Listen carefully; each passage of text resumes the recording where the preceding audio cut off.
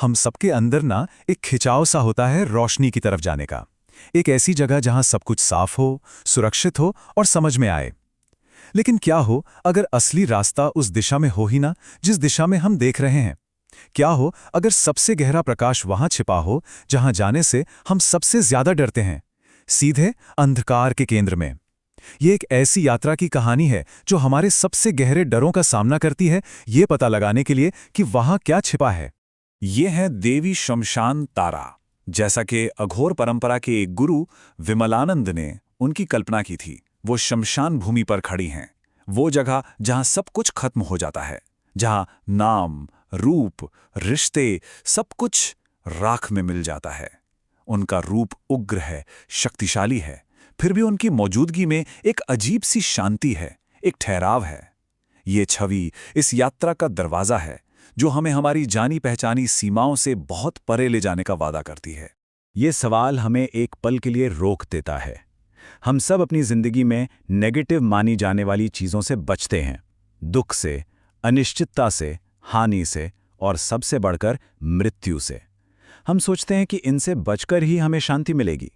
लेकिन क्या हो अगर हमारी मुक्ति की चाबी उन्हीं चीजों में छिपी हो जिन्हें हम दूर धकेलने की कोशिश करते हैं? यही अघोर पथ का साहसिक और क्रांतिकारी प्रस्ताव है। ये एक ऐसा नजरिया है जो दुनिया को देखने का हमारा पूरा तरीका ही बदल सकता है। ये मौत से भागता नहीं बल्कि उसे गले लगाता है। जहां दुनिया चिता को एक भयानक, दुखद अंत के रूप में देखती है, वहीं ये रास्ता उसे परम सत्य के दरवाजे के रूप में देखता है। यहाँ ये अंत नहीं बल्कि एक नई और सच्ची समझ की शुरुआत है। एक ऐसी समझ जो किसी भी धोखे पर टिकी नहीं है। और यही सवाल हमें बाहर की दुनिया से, शमशान की आग से हमारे अंदर के ब्रह्मांड की ओर ले जाता है। मृत्यु के इस गहरे अवलोकन से हमारे अपने मन के रहस्य कैसे खुल सकते हैं, इसे समझने के लिए हमें इस यात्रा के पहले पड़ाव पर रुकना होगा। हमें व्यक्तित्व के विज्ञान को समझना होगा, वो ढांचा जिसे हम मैं कहते हैं। तो इससे पहले कि हम अपनी बनाई हुई सीमाओं को पार करें, ये समझना जरूरी है कि वो सीमाएं हैं क्या और उन्हें बनाया कैसे गया है। हमारी पूरी दुनिया, हमारे सुख दुख, हमारी सफलता असफलता, सब कुछ इसी एक शब्द पर टिका है, हमारा व्यक्तित्व, हमारी पर्सनालिटी। तो ये पर्सनालिटी आखिर है क्या? अगर सोचकर देखें तो ये बस उन अनगिनत मुखौटों का एक कलेक्शन है जो हम हर रोज पहनते हैं। मैं एक अच्छा इंसान हूँ, मैं शर्मीला हूँ, मैं बहुत गुस्सैल हूँ, मैं एम्बिशियस हूँ। हमारा अहंकार, हमारा ईगो इन टेम्पररी क्वालिटीज से, इन मुखौटों से खुद को इस कदर जोड़ लेता है कि हम भूल ही जाते हैं कि मुखौटे के पीछे का असली चेहरा क्या है। और यही हमारी छोटी सी सीमित पहचान बन जाती है, एक जेल जिसकी दीवारें हमने खुद ही खड़ी की हैं। अब इस सीमित पर्सनालिटी से निपटने के लिए भारत में कई पुराने रास्ते हैं और ये समझना जरूरी है कि सबके लक्ष्य अलग अलग हैं। आयुर्वेद हमारे सहज व्यक्तित्व को, हमारी प्रकृति को और स्वस्थ और मजबूत बनाना चाहता है। योग का सबसे ऊंचा लक्ष्य इस व्यक्तित्व को पूरी तरह से मिटा देना है ताकि आत्मा परम सत्य में मिल जाए। लेकिन तंत्र का मार्ग, और खासतौर पर अघोर, यूनिक है। इसका लक्ष्य व्यक्तित्व को मिटाना नहीं बल्कि उसका विस्तार करना है। यह एक छोटे सीमित मैं को एक विशाल, असीमित और स्थायी मैं से बदलना चाहता है। और इसी वजह से तंत्र को सिर्फ एक फिलॉसफी या बिलीफ नहीं बल्कि मन का विज्ञान, एक मेटा साइकोलॉजी कहा गया है। ये मन की परतों को खोलने, हमारी धारणा की सीमाओं का विस्तार करने और ये देखने का एक प्रैक्टिकल मेथड है कि असल में वास्तविकता कितनी विशाल है। ये जानने का विज्ञान है कि हम जो खुद को मानते हैं उससे कहीं कहीं ज्यादा हैं। इस नजरिए की गहराई ना इस एक सोच में झलकती है। यहां बीमारी सिर्फ शरीर का कोई रोग नहीं है, कोई बाहरी कीटाणु का हमला नहीं है। इसे व्यक्तित्व पर, हमारे मैं होने के एहसास पर एक आक्रमण के रूप में देखा जाता है। ये दिखाता है कि हमारा व्यक्तित्व, हमारे होने का एहसास हमारे अस्तित्व के हर पहलू से कितना गहरा जुड़ा हुआ है, हमारे शरीर से, हमारे मन से और हमारी ऊर्जा से। तो सवाल ये है कि अगर लक्ष्य इस छोटे से बीमार पड़ने वाले व्यक्तित्व का विस्तार करना है तो इसके टूल्स क्या हैं? कोई इस यात्रा पर निकलता कैसे है? तांत्रिक परंपरा 3 मुख्य चीजों का इस्तेमाल करती है। इन्हें एक महान अनजानी यात्रा के लिए जरूरी सामान की तरह सोचिए। उस यात्रा के लिए ऊर्जा, एक वाहन जो उस ऊर्जा को संभाल सके और एक नक्शा जो रास्ता दिखाए। चलिए इस यात्रा की कल्पना करते हैं। मंत्र वो डिवाइन साउंड या वाइब्रेशन है जो इस आध्यात्मिक यात्रा के लिए असीम ऊर्जा पैदा करता है। ये बिखरी हुई मानसिक ऊर्जा को एक लेजर की तरह फोकस कर देता है। यंत्र आपका वहीकल है, वो पात्र जिसमें ये शक्तिशाली ऊर्जा समा सके ताकि वो बर्बाद ना हो। और सबसे अच्छा यंत्र हमारा अपना शरीर ही है, और तंत्र वो मैप है, वो प्रोसेस या रिचुअल है जो आपको गाइड करता है ताकि आप इस शक्तिशाली ऊर्जा का सही इस्तेमाल करके अपनी मंजिल तक सुरक्षित पहुंच सकें। लेकिन ये यात्रा हर किसी के लिए एक जैसी नहीं होती। ये नक्शा हर किसी के लिए अलग होता है, क्योंकि हर किसी का स्वभाव अलग है। पशु भाव के लोग जो बाहरी दुनिया और उसकी चीजों से बहुत ज्यादा जुड़े हैं, उनके लिए बाहरी पूजा और कर्मकांड का रास्ता है। दिव्य भाव के लोग जो स्वभाव से इंट्रोवर्टेड हैं, उनके लिए आंतरिक ध्यान और साधना का मार्ग है। और फिर आते हैं वीर साधक, जो बाहरी और भीतरी दोनों दुनिया में आराम से रह सकते हैं, जिनके लिए जीवन का हर काम, हर सांस, हर विचार पूजा बन जाता है। ये कोट वीर साधक के उस क्रांतिकारी नजरिए को दिखाता है जब आप ये गहराई से महसूस कर लेते हैं कि जिसका भी जन्म हुआ है उसकी मृत्यु निश्चित है, तो पूरी दुनिया एक शमशान की तरह दिखने लगती है। ये नजरिया डरावना या निराशावादी नहीं है, बल्कि ये आज़ाद करने वाला है। ये आपको रोजमर्रा की छोटी छोटी चिंताओं, सफलताओं और असफलताओं की पकड़ से आज़ाद कर देता है और आपको परम सत्य का सामना करने की शक्ति देता है। और यहीं हम इस रास्ते के सबसे ज्यादा कंट्रोवर्शियल और गलत समझे जाने वाले पहलू पर आते हैं, वाम मार्ग। इसे 3 शब्दों में बताया गया है: शीघ्र, उग्र और तीव्र, यानी तेज, भयानक और गहन। इसे एक हाई वोल्टेज बिजली के तार की तरह सोचिए।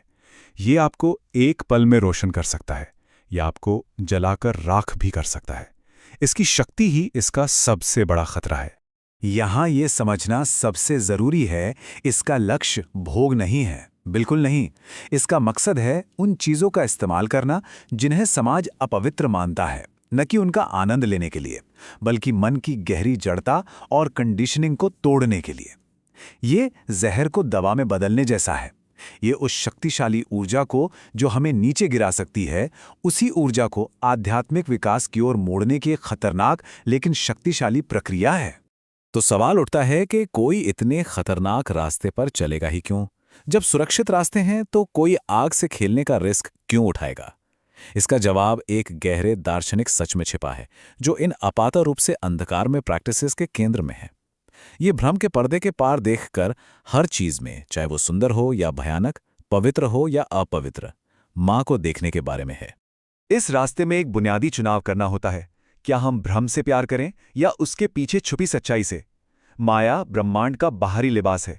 वो सतह है जो हमें अच्छे बुरे, सुख दुख, पवित्र अपवित्र के दोहरेपन में उलझाए रखती है। लेकिन उस लिबास के नीचे हर चीज के दिल में मां है, परम अविभाजित एक रस वास्तविकता। अघोरी माया के लिबास से नहीं, बल्कि उसके पीछे छिपी मां से प्रेम करने का चुनाव करता है। विमलानंद के ये शब्द बताते हैं कि इस कठिन और अक्सर अकेलेपन से भरी यात्रा में सारी भक्ति दिव्य मां की ओर ही क्यों होती है?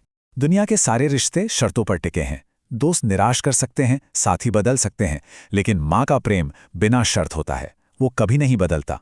वो परम आश्रय हैं, वो अटूट विश्वास हैं, जिस पर एक साधक अपनी सबसे अंधेरी घड़ी में भी भरोसा कर सकता है। तो अब इस छवि को एक नई और गहरी समझ के साथ फिर से देखते हैं। शमशान वो पवित्र आग है जहां हमारे सारे भ्रम, हमारे सारे मुखौटे, हमारी सारी झूठी पहचाने, मैं अच्छा हूं, मैं बुरा हूं, के सारे लेबल सब जलकर राख हो जाते हैं। यहां केवल वही बचता है जो सच है, केवल मां बचती हैं। यहां जो विनाश दिख रहा है वो फिजिकल डेथ का नहीं, बल्कि स्पिरिचुअल लिबरेशन का सिंबल है। देवी भौतिक शरीर को नष्ट नहीं कर रही हैं, वो उस कारण शरीर को जला रही हैं, हमारे जन्म जन्मांतर के कर्मों का वो अदृश्य भंडार, वो बीज जो हमें बार बार जन्म मृत्यु के चक्र में बांधता है। ये उन अदृश्य जंजीरों का टूटना है जो हमें आजाद होने से रोकती हैं। लेकिन उनका रूप इतना भयानक क्यों है? क्योंकि वो एक आईना है, एक शीशा। उनका डरावना रूप असल में हमारे अपने अंदर के डर, हमारी अटैचमेंट, हमारे अहंकार और हमारे झूठे व्यक्तित्व का ही रिफ्लेक्शन है।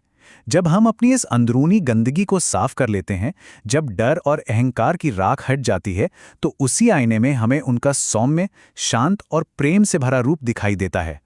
तो अंधकार से गुजरने के बाद, शमशान की आग को पार करने और अपने ही बनाए मुखौटों को जलते हुए देखने के बाद, हम अपनी यात्रा के आखिरी पड़ाव पर पहुंचते हैं। और यहाँ हमें कोई भयानक रहस्य नहीं मिलता, बल्कि एक अलग तरह का प्रेम मिलता है, जो इस पूरी यात्रा का अंतिम समाधान है। तो इस पूरी यात्रा का नतीजा क्या है? ये दुनिया को देखने का, लोगों को देखने का एक बिल्कुल नया तरीका है। ये एक ऐसा प्रेम है जो लोगों को उनकी आज की कमियों या गलतियों के लिए नहीं, बल्कि उनकी अनंत क्षमता के लिए देखता है। ये हर प्राणी में, चाहे वो कितना भी गिरा हुआ या टूटा हुआ क्यों ना हो, उसके अंदर छिपे ईश्वर को, उसकी पोटेंशियल डिविनिटी को देखने वाला प्रेम है। और ये आखिरी पावरफुल कोट इस रास्ते के समाधान को पूरी तरह से सामने रखता है। ये यात्रा शमशान के अकेलेपन और डर से शुरू होती है, लेकिन दिव्य माँ की गोद की परम सुरक्षा में खत्म होती है। जब पूरा ब्रह्मांड ही हमारा परिवार बन जाता है, जब हर चेहरे में माँ का ही चेहरा नजर आता है, तो डर और निराशा के लिए कोई जगह नहीं बचती। शायद यही वो सच्चा प्रकाश है जिसे केवल अंधकार के हृदय से होकर ही पाया जा सकता है।